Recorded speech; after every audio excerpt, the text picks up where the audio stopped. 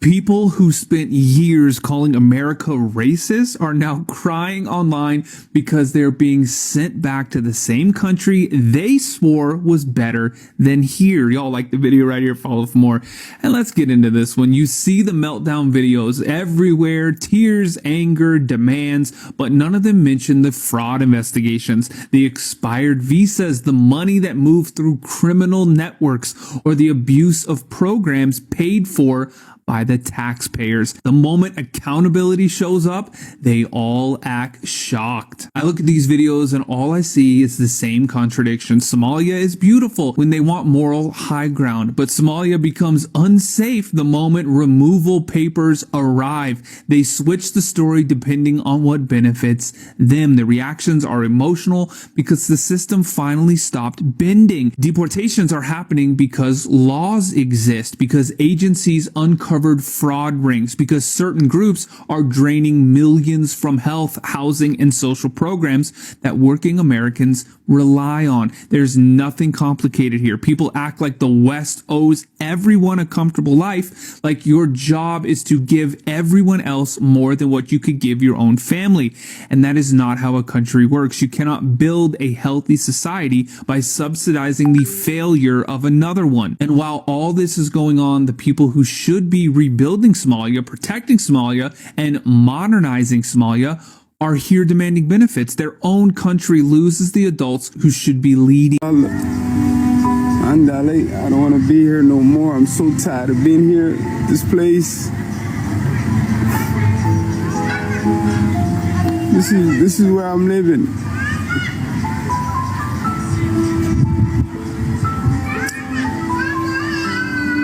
I'm so tired of it. It's just like,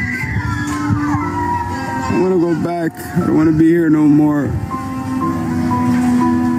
I don't cut my hair. I don't shave. I don't do nothing. If you're kicking out Somalis, you have to kick out everyone else. Like, I'm gonna be honest, I'm speaking for all of my African brothers and sisters. If you kick Somalis out, you have to kick all of them out. All of us, we all leave together. Hello brothers and sisters, welcome to John Unfiltered Commentaries. If it's your first time to come across the channel, please consider to subscribe and hit the notification bell so that you'll always be notified every time I upload a video. So guys, here is a video of a Somali immigrant that has been deported from the United States, and he's now crying that he can't even shave his own hair. And I think that all this is about a mindset. They just want to have their minds strict and focused on the USA, while they did not respect the United States when they were getting the benefits from there. And so another thing, they want to rely on the Black Americans and the Black people to bail them out from this situation, but they did not even wanted to associate with the Black Americans. They said, or the Black people, they said that they are Arabs, and the Arabs on the other hand have sidelined them and told them that they do not look alike. And so guys, I want us to watch these videos and the clips and stitches that I have for you, and then at the end of the video we'll be back with a deep commentary and analysis on this whole topic. Also, do let me know what you think about this video. Ahmed Courier may well become one of them. He's been in London for 6 years, and now the government wants to start deporting people back to his homeland of Somaliland, even though it does not recognise the government there. But if Denmark can do it, then so can Britain. And so Ahmed may mark the beginnings of a common policy. If the British government send us to Somaliland, we will meet a lot of problems economically, politically, and socially. Somalis are being hunted in Minnesota. Ethnic groups are being hunted in Dearborn, Michigan by ICE. They are deporting people. They're dragging them out of court. Somalis are scared to go outside of their homes, to go to work, to go about their daily lives. And I would just like to say to them and all of those people that are hurting, I told you so. I told you so. We told you so. You thought that because you don't like some of the things that the Democrats espouse or stand for, that you were going to vote Republican. The Republican Party has no place for minorities. It never has been. It never will be in the modern era. Okay?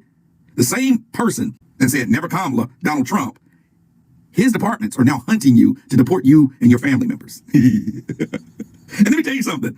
I don't feel bad for you, and here's why. I've heard you say, oh, we're not black, we're Somali. Well, we are black, and we have been building a reputation and wealth in this country for a long time. It's 44 million of us that know how to navigate the system. We have power politically. We have power in almost all of the major industries in this country, and we told you guys how to vote. I don't agree with all of the things that Democrats do and say. America is not about that when you vote. America is about protecting you, your family, and your community. If you had voted Democratic, your Somali brothers and sisters would not be getting drug out by their foreheads in courts. You would not be getting hunted right now. Now, this goes for you guys as a lesson to learn how to vote in 2028, 2026, and beyond. Now, if you keep voting Republican, they're going to keep doing this to you. That's just the reality of it. And you see, nobody is coming to be your ally and defend you. Because guess what? You told us go F off. And you told never Kamala, anybody but Kamala. You got who you wanted. Now pay the price. Not want to be identified as African. They want to be Arabs. And the Arabs are pushing them. There's a dilemma here. You see, there's identity crisis here now. I don't have identity crisis. I'm an African, and there are so many Africans in Africa. I don't have identity crisis. You can call me whatever you want. But I have identity. You do not have identity now because the Arabs have refused you. They are telling you, Ya Abid. And you're better off to accept me as your brother rather than going to an Arab. Some of y'all who don't support this actually are doing the most damage with some of your problematic ass takes. Okay? If your only concern about this issue is, oh, who's going to watch little Jimmy when I go to work? Who's going to do that? Nobody would take this amount of money I'm paying them. Or who's going to cut my lawn? Or do you know the price of strawberries? What's going to happen to the price of avocados? Miss me with all of that. If your first reason isn't the human cost, the human perspective, the amount of terror. Do you know that there are so many people that won't even go to the hospital? They're deathly sick, but they're so afraid of being deported. They won't even go to the hospital. Do you know that there are babies being deported? Do you know that there are people that have only known the United States of America that potentially may be deported? And let me say this too. There's a lot of people with my complexion in this predicament as well. So when folks say, Smitty, man, why don't you focus on some black issues? This is a black issue. This is a black issue. So let's focus on the human cost first, second, and third.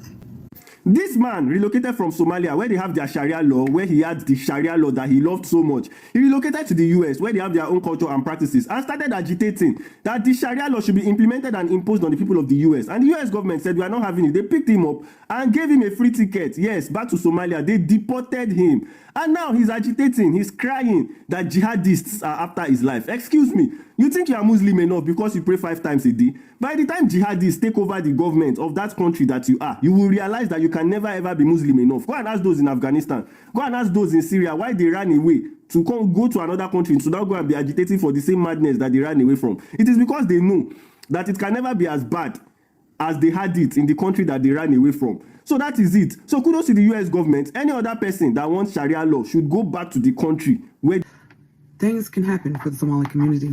First, the loss of legal status. Secondly, they're not able to work in the United States. And then most importantly, the risk of deportation. There's a huge Somali community in the Minnesota-St. Paul area. And of course, if the TPS status has ended, it will affect their community tremendously. What do y'all think? My name is Tiffany. I lost 150 pounds in 2.5 years. And I also report different news topics as such today. Tap. Welcome back, guys. So the Somalis, they laughed, they mocked, they spoke as if America was disposable, like the system, the streets, the history, and the struggle meant nothing. And then the door slammed shut. Now the tone has changed. The same voices that once mocked America are suddenly filled with regret. The jokes are now gone. The bravado is gone. Reality has arrived, loud, cold, and unforgiving. Deportation doesn't come with a rewind button. It doesn't come with filter or a viral clip. It comes with consequences. And what's most striking is that the moment things fall apart, the blame disappears and the begging begins. Now they are looking toward Black Americans, the very people whose history they minimized, and the very community they disrespected online.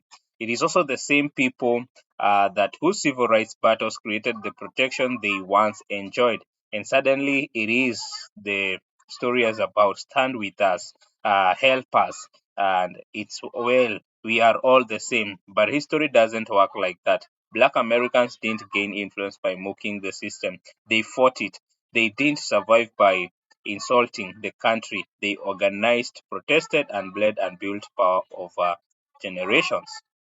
That power wasn't handed down for cloud chasing or internet jokes. It was earned at brutal cost. And here is the hard truth. Solidarity cannot be summoned only when things go wrong. You don't burn bridges and then demand rescue boats. You don't disrespect a community and then expect it to shield you from the consequences of your own actions. And this isn't just about immigration alone. It is also about accountability. It is about understanding that America, flawed as it is, does not reward arrogance, especially from those benefiting from sacrifices they did not make. And regret always comes late. Mockery feels powerful until power is tested. And now, with the cameras off and the laughter gone, reality is asking a brutal question. Who do you stand with when it actually matters? Before everything falls apart. Because when the music stops, America doesn't forget, and either do the people you laughed at do the same.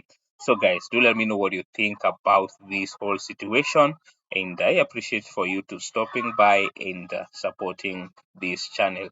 So don't forget to like the video, also drop a comment and your opinions. See you in my next episode.